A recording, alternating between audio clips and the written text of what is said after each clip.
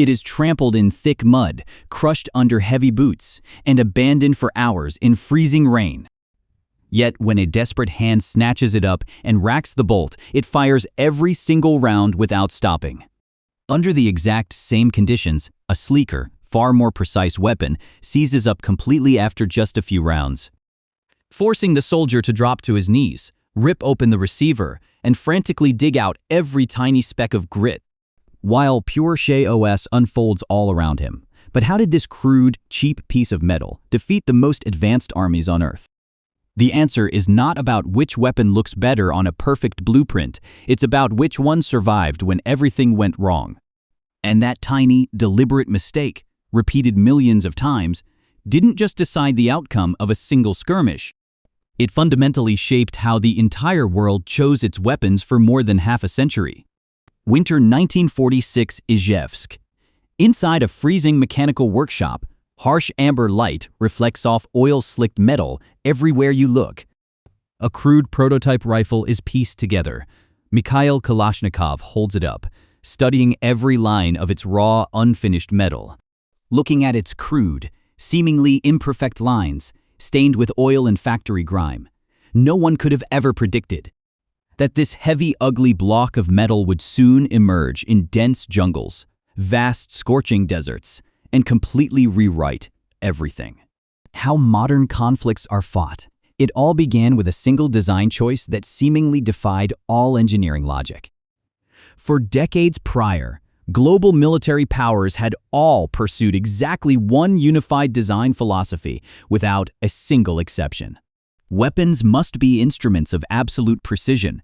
Every single metal part had to fit together perfectly, machined to extreme tolerances, leaving zero margin for error. This was true in pristine factories on drafting tables or during controlled testing. But the battlefield is never a sterile laboratory. When soldiers dragged these weapons through thick, suffocating mud, the ideal conditions shattered instantly. From that crude prototype, a radically different design entered mass production across the Soviet Union. And in the decades that followed, over 100 million copies flooded every corner of the globe. Enough to arm 1 in every 70 people on Earth, but that rapid spread wasn't fueled by clever marketing. The creator of this machine, a former tank commander who survived the most brutal battles of World War II, designed it not for pristine, controlled laboratories, but for the brutal, freezing, unforgiving harshness of the real world. An unconventional design principle: looseness. Instead of tightly fitted parts, there were massive internal gaps throughout the entire mechanism, allowing dust, mud, sand, and rust to seep in.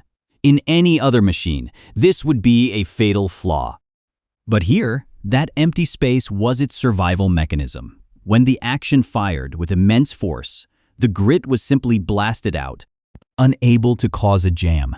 This philosophy completely shattered a fundamental rule that every engineer thought was absolutely unbreakable.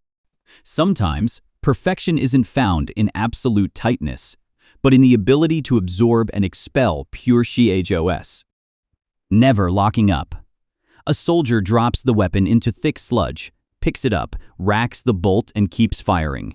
Right beside him, another soldier is forced to stop dead, drop to his knees, rip open the receiver, and frantically clear his jam. The pause doesn't last long, but in combat, it doesn't need to. It only has to happen once, and that's enough. Tens of millions of AKs were built not to survive in laboratories, but to thrive in the worst places on Earth. And perhaps that is the true lesson behind this tool. The machine that changes the world isn't the one with the most complexity. It is the machine that keeps working, even when every theory and perfect condition completely collapses. An object born entirely of fire, freezing ice, thick, suffocating mud, and the blood of millions. Because of its brutal simplicity, it wasn't just a weapon for organized armies. It became a global currency. In abstract black markets across Africa, an old, heavily worn rifle can still be traded directly for a sack of corn. No one asks when it was manufactured. A quick glance, a smooth slide of the bolt, and a single nod. The deal is done without a single word. In a totally different region, a man in Afghanistan trades 2 goats. for an AK, not because he needs to fire it today, but because he knows goats will die, freezing winter will come, and transient value fades over time. But this rifle, as long as it fires, will always be needed by someone. A person can learn to fully strip, reassemble, and operate it in less than an hour for irregular armies lacking formal training and resources. That extreme ease of use instantly transforms mere farmers into fully lethal combatants and transforms scattered rebels into undeniable global threats that entire professional armies are unable to easily contain or stop. We spend months teaching men how to shoot, maintain, and clear jams. He paused. They just hand out the rifles. The brutal truth is the AK was designed with a profound understanding of human frailty. Humans panic. Humans forget. When artillery screams overhead and the ground shakes, the most refined motor skills evaporate instantly under real pressure. High-tech weapons falsely assume their operator will always remain in a perfect, hyper-focused state, calm, well-rested, and mentally sharp. More precise, lighter, more refined.